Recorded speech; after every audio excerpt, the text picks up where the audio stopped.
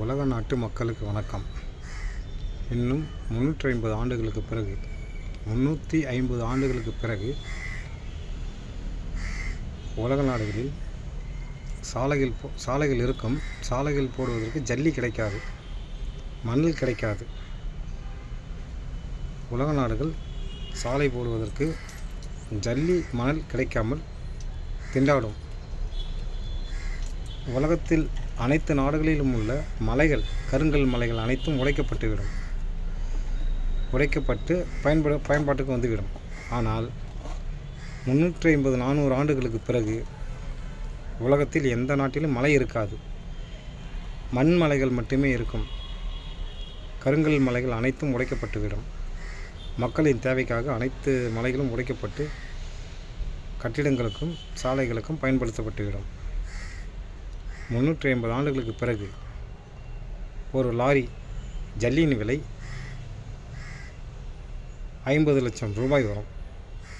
ஒரே ஒரு லோடு கருங்கல் ஜல்லியின் விலை 50 லட்சம் ரூபாய். 50 லட்சம் ரூபாய் கொடுத்தாலும் ஜல்லி கிடைக்காது. ஒரு லோடு மணல் 75 லட்சம் ரூபாய் வரும்.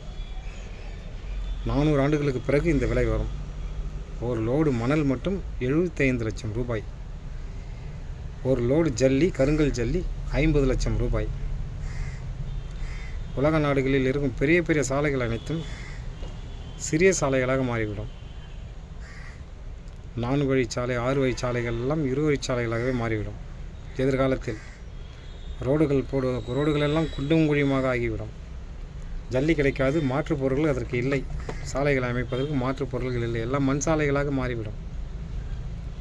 எதிர்காலத்தில் அனைத்து போக்குவரத்து முறைகளும் மாற்றப்பட்டு அனைத்து தொழிற்சாலைகளும் கிராமத்திலேயே உருவாக்கப்படும். அதனால் பெட்ரோல், டீசல் பயன்பாடு குறையும். மக்கள் போக்குவரத்து நெருக்கம் குறையும். கார்கள், 2 வீலர்கள் உபயோகம் குறையும். இப்படித்தான் எதிர்காலத்தில் குறைப்பார்கள். வேறு வழி இல்லை. அனைத்து தொழிற்சாலைகளும் கிராமப்புறங்களிலேயே உருவாக்கப்படும். நகர்ப்புறங்களை நோக்கி மக்கள் வருவதால் அதிக அளவில் பெட்ரோல், டீசல் செலவாகிறது. மேலும் சாலைகள் போடுவதற்கு எதிர்காலத்தில் தார், கீழ் மூலப்பொருள்கள், ஜல்லி, மணல் எதுவுமே கிடைக்காது. மிக கொடுமையாக இருக்கும். ஆரம்பத்த இடத்திற்கே மக்கள் வருகின்ற நிலைமை ஏற்படும். முன்பெல்லாம் ஒற்றையடி பாதை என்பார்கள், ஒரு மாட்டு வண்டி தான் போகும். எதிர்காலத்தில் ஒரு கார், ஒரு லாரி போகும் அளவுக்கு தான் சாலைகள் அமைப்பார்கள். அதற்கே திக்குமுக்கு ஓடுவர்கள், மூலப்பொருட்கள் கிடைக்காது. மிகவும் உலக நாடுகள் சிரமப்படும். மேலும் எண்ணெய் வளமிக்க நாடுகள்,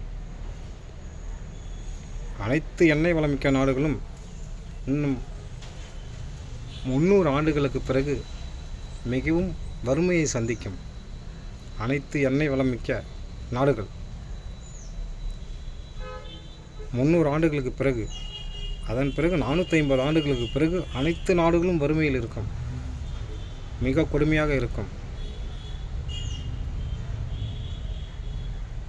ஆனால் பூமியில் எண்ணெய் இருப்பு குறைந்துவிடும். அனைத்து பொருட்களும் விலை ஏறிவிடும். மிக கொடுமையான எதிர்காலம். மக்கள் எப்படி இதை சரி செய்யப் போகிறார்கள், அரசாங்கம் எப்படி சரி செய்யப் போகிறது எனக்கு தெரியவில்லை.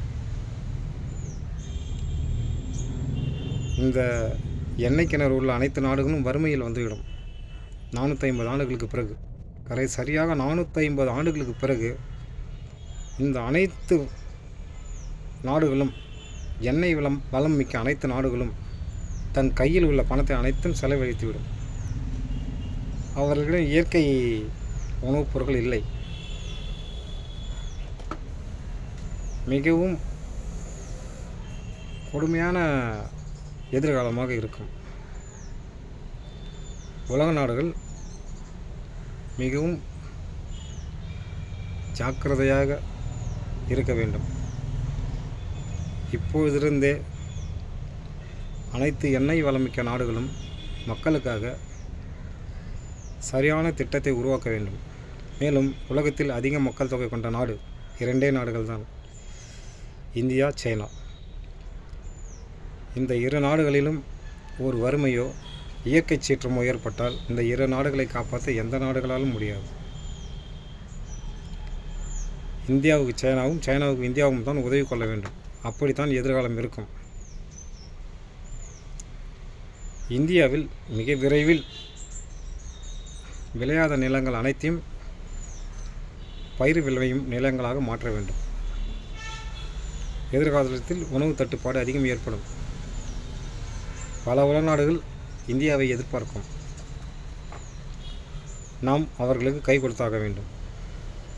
பசியாலும் வறுமையாலும் உலக நாட்டில் பல பஞ்சம் ஏற்படும். இவையெல்லாம் 350-400 ஆண்டுகளுக்கு பிறகுதான், இப்பொழுதில்லை. ஆனால் இப்பொழுதிருந்தே நமக்கு பின்னால் வரக்கூடிய மக்களுக்கு நாம் அவர்களுக்கு தேவையானதை விட்டு செல்ல வேண்டும். அனைத்து தேவைகளும் குறைத்து கொள்ள வேண்டும். பெட்ரோலிலிருந்து டீசல், பெட்ரோல், சமையல் எரிவாயு இவையெல்லாம் அனைத்தும் குறைத்து செலவிட வேண்டும். அப்படி செலவிடுவதன் காரணமாக ஒரு 800 ஆண்டுகள் 1000 ஆண்டுகளுக்கு நம் மக்கள் ஓரளவுக்கு பாதுகாப்பாக இருப்பார்கள். அதற்கு மேல் நம்மிடம் இல்லை. என்ன சக்தியை வைத்து இந்த உலகம் இயங்கப் போகிறது என்று நம்மால் சொல்ல முடியாது.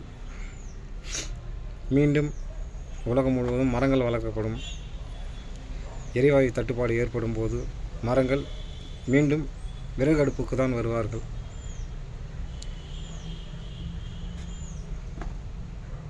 அனைத்து இரும்பு பொருட்கள், பித்தளை பொருட்கள், உலோகப் பொருட்கள் அனைத்தும் பூமியில் குறைந்துவிடும். எதிர்காலத்தில் எந்த நாடுகளிலும் போர் இருக்காது. இப்போது செய்யப்பட்டுள்ள அனைத்து கப்பல்களும் விமானங்களும் சண்டைக்காக, வியாபாரத்திற்காக உருவாக்கப்பட்ட பொருள்கள் அல்ல. சண்டை போடுவதற்காக உருவாக்கப்பட்ட அனைத்து இராணுவ கப்பல்கள், இராணுவ டாங்கிகள் அனைத்தும் மக்கள் பயன்பாட்டிற்கு உடைக்கப்படும். 300 ஆண்டுகளுக்கு பிறகுதான், இப்போதில்லை. ஏனென்றால் கனிம வளம் முழுவதும் குறைந்துவிடும். பூமியில் அனைத்து கனிம வளங்களும் குறைந்துவிட்ட பிறகு மக்களிடம், உலக நாடுகளும் சண்டை இருக்காது. மக்களை பாதுகாப்பதற்காக பெரிய பெரிய இராணுவ கப்பல்கள், டாங்கிகள், பீரங்கிகள், ஏவுகணைகள் அனைத்தும் உடைக்கப்படும். தினமும் பயன்படுத்தக்கூடிய பொருட்கள் கூட கிடைக்காது. மக்கள் மிகவும் சிரமப்படுவார்கள்.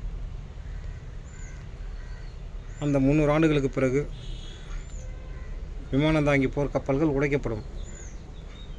அவை தேவையில்லை. மக்களை, ஒரு நாடு இன்னொரு நாட்டை சண்டை போடுவதற்காக உருவாக்கிய அனைத்து கப்பல்களும், அனைத்து இராணுவ விமானங்களும் மக்களுக்காக பயன்படுத்தப்படும். அனைத்தும் உடைக்கப்படும். உடைத்து மக்களுடைய தேவையை பூர்த்தி செய்வார்கள். எதிர்காலத்தில் சண்டையே இருக்காது. நமது பூமியில் உள்ள மக்களை எப்படி பாதுகாக்க வேண்டும் என்ற ஒரே கண்ணோட்டத்தில் உலக நாடுகள் அனைத்தும் இயங்கும். கடல் நீர் மட்டம் உயர்ந்து கொண்டே போகிறது. இது பூமிக்கு ஆபத்து. உலக நாடுகள் அனைத்தும் ஒன்றாக சேர்ந்து கடல் நீர் மட்டத்தை குறைக்க வேண்டும். அனைத்து நாடுகளும் இதில் அக்கறை எடுக்கவில்லை. அது பூமிக்கே ஆபத்து. பூமியில் உள்ள உயிரினங்கள், மக்களையும் சேர்த்து அனைத்துக்கும் ஆபத்து. கடல் நீர் மட்டம் உயர உயர பூமிக்கு ஆபத்து.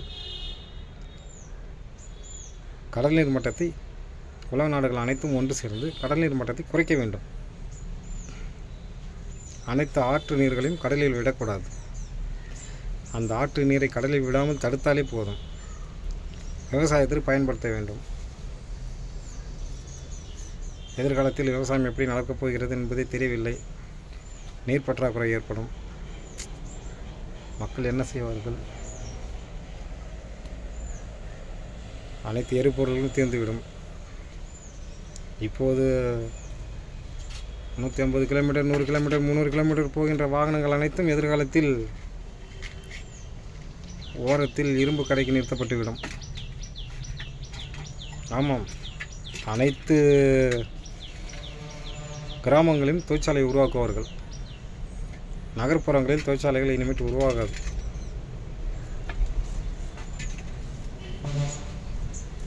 மக்கள் மிகவும் சிரமப்படுவார்கள். என்ன செய்யப்போகுது அரசாங்கம், உலக நாடுகள் என்ன செய்ய போகிறது?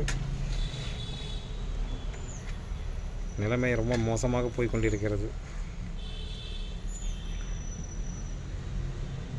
சாலைகள் இருக்காது, சாலைகள் போடுவதற்கு எந்த ஒரு மூலப்பொருட்களும் இருக்காது. எண்ணெய், டீசல், பெட்ரோல் சுத்தமாக குறைந்துவிடும்.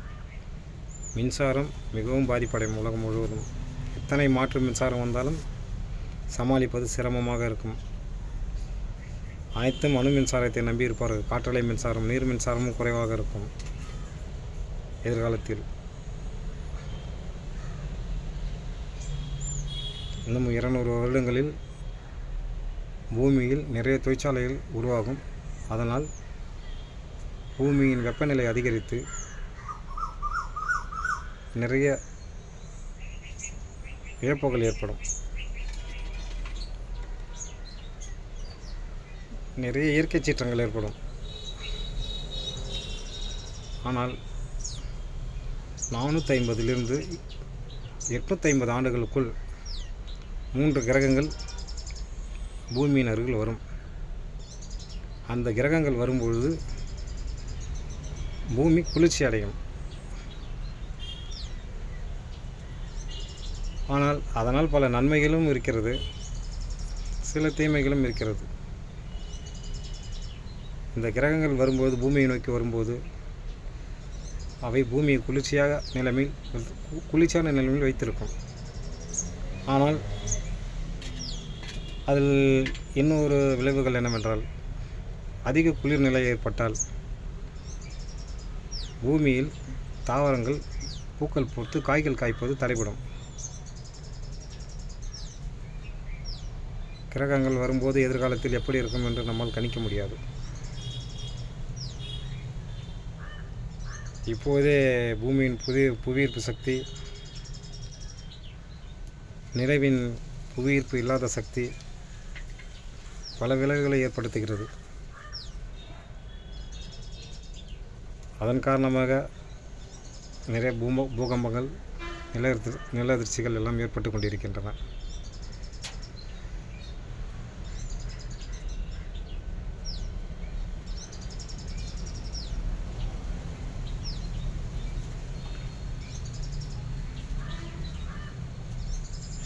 ஒரு நிலவுக்கு பின்னால் இன்னொரு நிலவு வந்து கொண்டிருக்கும். பூமியை பாதுகாப்பதற்கு பல கிரகங்கள்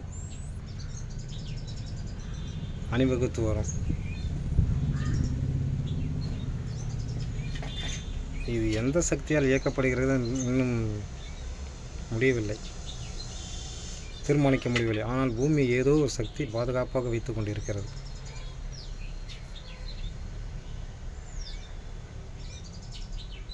ஐந்தாயிரம் ஆண்டுகளுக்கு முன் ஏற்பட்ட பூகம்பத்தில் இமயமலை அடிவாரத்திலும் சீனாவின் நாட்டின் அடிவாரத்திலும் 1.5 கோடி மக்கள் இறந்திருக்கிறார்கள். 1.5 கோடி மக்கள் உயிரோடு பூமியில் புதைந்திருக்கிறார்கள். 5000 கோடி ஆண்டுகளுக்கு முன்பு அப்போதுதான் இமயமலை உருவாகி இருக்கிறது. மீண்டும் ஒரு பிரளயம் வருவதற்கு இன்னும் 2000 ஆண்டுகள் ஆகும். மறுபடியும் மக்கள் தொகை 2 கோடியிலிருந்து அப்புறம் மீண்டும் உருவாகும். ஏதோ ஒரு சக்தியை பூமியை வழிநடத்தி கொண்டிருக்கிறது. அதை கணிக்க முடியவில்லை. ஆனால் மக்கள் தங்களை பாதுகாத்து கொள்ள மிகவும் சிக்கனமாக, எந்த ஒரு பொருளாக இருந்தாலும் சிக்கனமாக கடைபிடிக்க வேண்டும்.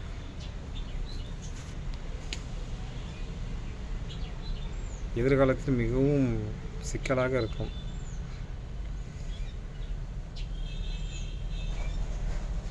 தெய்வ சக்தியில் இருக்கிறது. உலகம் முழுவதும் உள்ள தெய்வ சக்திகள் மக்களை பாதுகாக்கும். மக்கள் பயப்பட வேண்டாம். நன்றி, வணக்கம்.